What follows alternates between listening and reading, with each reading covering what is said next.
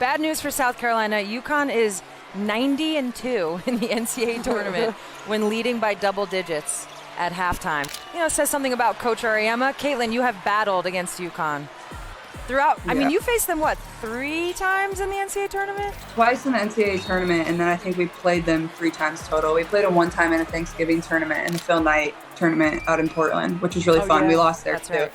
Obviously, on paper, we have a really good team, but you only have, we start training camp, I think, on the 27th, and then, we have a back-to-back of preseason games on May 3rd and May 4th.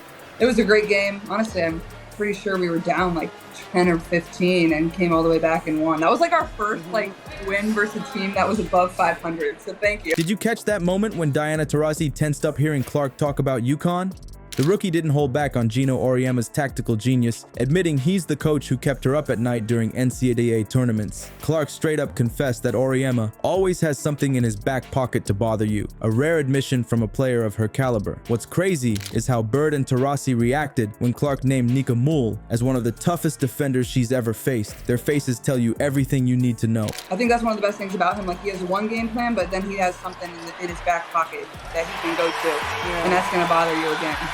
Before we move on, I'd like to ask you a small favor. If you appreciate this content, please take a second to like this video and subscribe to the channel. Over 98% of you watch the videos without subscribing. It costs you nothing, but it makes a huge difference to us. So, did you click the subscribe button? Great, thank you so much. Now, back to the video. Let's start with the most shocking revelation from this interview. Caitlin Clark told 2 WNBA greats that playing professionally is like learning basketball all over again. This was hardly the usual modesty of a beginner. As she opened up to Bird and Taurasi about the reality check she's facing, Clark, who dominated college basketball like no one we've ever seen before, appeared genuinely concerned. How easily Clark made everything look like Iowa is what makes this so startling. Do you recall the logos from the half court she casually pulled up from? The passes with no glance that left defenders reeling? However, when you suddenly find yourself up against athletes who can match or even surpass your speed, all that magic doesn't translate. When Clark became quite specific about what is truly challenging her, it was the most fascinating section of the interview. It wasn't the same old everyone's faster and stronger statement that rookies would say.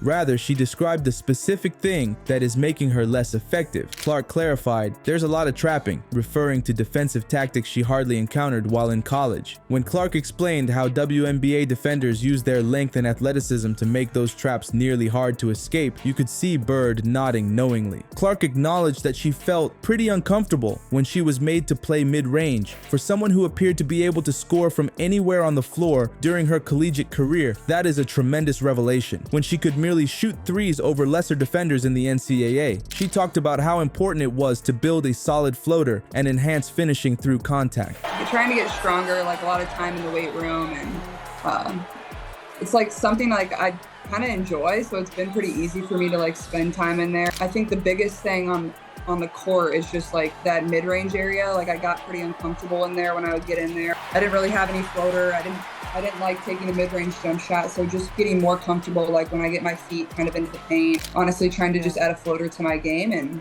finishing through contact and little things like that. I think just going back to the weapons that we've added this year, there's going to be so many different things that we're able to do that I think it'll be able to make my life a little bit easier, and it should make everybody's life a little bit easier on our team. Bird's response when Clark explained that she had to totally change her shooting cadence was invaluable. The WNBA legend sat forward, obviously taken aback by Clark's openness. Bird said, the hard hedge was always annoying, echoing Clark's difficulties. She gave the newbie some veteran insight by describing how she used to fight and go around it when she was playing. Observing Clark as he processed this advice in real time was what made this chat so captivating. She acknowledged, it's hard to think about it in the moment, displaying a vulnerability that is uncommon for her. You could really feel her brain working during the brief stillness as she tried to take in everything these tales had to say. Is that one of the hardest things for you as a pro now? Just seeing all the narratives like that one, that your team didn't get along and just having to literally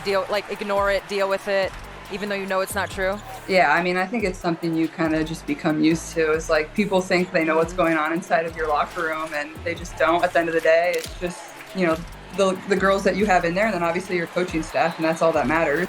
The best thing about last year is like we honestly had so much fun together. Yeah, we lost our first 8 games. The established GOAT and the upcoming superstar had an unexpected moment of bonding as Taurasi chimed in with her own rookie horror stories. DT explained how she had to change after early in her career, defensive systems completely shut down her game. When Clark learned that even Taurasi had difficulties, her eyes brightened as if to say, if Diana went through this too, maybe I'll be okay. When Clark disclosed that her main fear isn't the physical adaptations, but rather the mental strain, the conversation took an extremely intriguing turn. She mentioned playing for the Fever, where she would be the rookie and be looked up to by 7 new teammates. For any first-year player, but particularly for one with Clark's level of hype, it is a huge weight. Clark's answer? She's preparing physically by spending a lot of time in the weight room, but more significantly, she's changing her perspective. She said that having seasoned teammates would make her life easier, a modest admission that she won't be able to carry the squad alone and will require assistance. So it's like you have a very short amount of time to put that together, and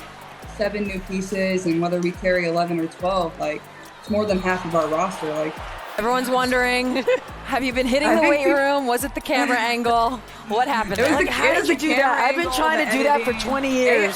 AI is getting out of control. We're trying to get stronger, like a lot of time in the weight room, and it's like something like I kind of enjoy, so it's been pretty easy for me to like spend time in there. I think the biggest thing on the court is just like that mid-range area. Like I got pretty uncomfortable in there. I think just going back to the weapons that we've added this year, like there's going to be so many different things that we're able to do that Clark's focus on communication really stood out to me. In particular, she discussed working with her post players to avoid such defensive traps. This indicates that she is already thinking like a pro and realizes that individual genius won't cut it at this level. You must operate inside a system. When Clark disclosed how she is mentally tackling this obstacle, the entire tone of the session changed. She recalled how she learned tenacity from her difficult start at Iowa, where she lost her first 8 collegiate games. Both Bird and Taurasi appeared to be truly impressed by this contrast. They exchanged a glance and a subtly respectful nod that was quite telling. The fact that 2 legends who have witnessed innumerable hyped rookies come and go acknowledged in silence that Clark might have the mental toughness to weather the difficult transition phase that lies ahead of her made that moment feel noteworthy. It has nothing to do with her passing or shooting range.